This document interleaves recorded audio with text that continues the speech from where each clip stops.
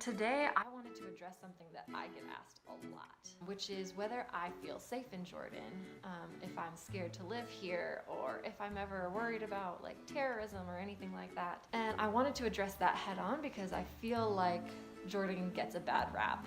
It is in the Middle East, but I have always felt safe here. And with that being said, I want to explain how I approach living here in order to stay safe. And what I mean by that is I think no matter where you live, you have to be conscious of safety and your surroundings. I mean, if I was walking in inner city Chicago at certain times of day or in certain neighborhoods, I wouldn't feel safe. And I would say the same is true of parts of Jordan. I mean, there are pockets of gangs, often related to religious ideology, but not always. And so yes, those areas are places I would not want to go, just like I wouldn't want to go to certain gang territories in cities in the US. And I think it's important for people to understand that, like, terrorism is not that much different than gangs in the United States. It's based around an ideology, it's based around a sense of community and common ties.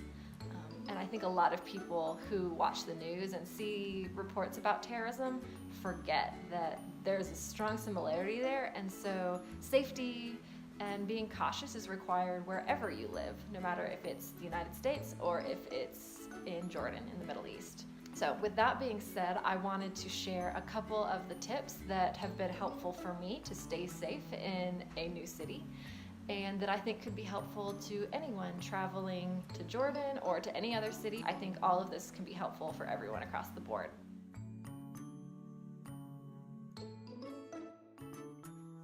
My first safety tip is that I try not to travel alone after dark. If I am going to be traveling after dark, I try and have a friend with me or my boyfriend comes with me, just so that there is that security in numbers. Things are less likely to happen if I have someone with me. And I just feel like if something is gonna go south, if something's gonna go wrong when I'm traveling around the city, it's more likely to happen after dark, when it's hard for bystanders to see if something not good was happening. If I am traveling alone during the day or at night, I do try and take Uber, or there is a kind of Jordanian equivalent to Uber here called Kareem. It just tends to have higher ratings. There have been a few reports of Westerners experiencing difficulty traveling in cabs or taxis at night, so I do try and use Uber and Kareem all of the time when I'm traveling alone. And if I happen to be walking around the city, whether by myself or with other people, in general, I just try to walk with purpose, like I know where I'm going, even if I don't. I try to look confident and self-possessed, because studies have shown that if you look confident, that you are less likely to be victimized by those who are looking for somebody who would be a weak target. I also try to not be looking at my phone or fumbling in my bag too much if I am out in public walking, just because I want to be aware when I'm walking around. And if I've got my head buried in my phone or I'm looking down at something in my hands, I'm just not going to be aware of my surroundings, and it would make it more easy for someone to target me if they wanted to. I also try and have an awareness for my physical surroundings and the people around me. So I try and see, am I in a well-lit area? Am I in a place that is enclosed where it would be hard for me to get away if I did need to, or is it very secluded? Are there not very many people around? I also try and read the body language of the people around me. Like, are passerbys on the street, are they looking at me smiling? Are they curious?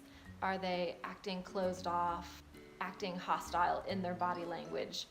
So I just try and be perceptive of what is happening around me, so that I have information that I can use in the event that something goes south. I try and talk with locals, natives, expats who have lived here longer than I have, just because they know the city, they know the neighborhoods and what their reputations are, which places are safe for Westerners, which places there have been reports of anything bad happening in those places, and I want to be aware and learn the city as well so that I have that information to use as I'm traveling, as I'm making decisions of where I'm going and whether I'm going to go to that place alone or whether I want to take someone with me or whether I need to go to that place at all. Those are all of my tips. I feel like an ounce of prevention is worth a pound of cure in these kinds of situations, and I hope that it will help you when you're traveling internationally or domestically. And if you have other safety tips that you have found to be really helpful in your own travels, I would love to know about those. Feel free to put those in the comments below. I would love to know what your experiences have been. And if you've enjoyed this video or found it helpful, I would love for you to give it a thumbs up or to subscribe for more videos like this one. Let me know if you liked it and if you want more like this. And thank you for watching, and until next time.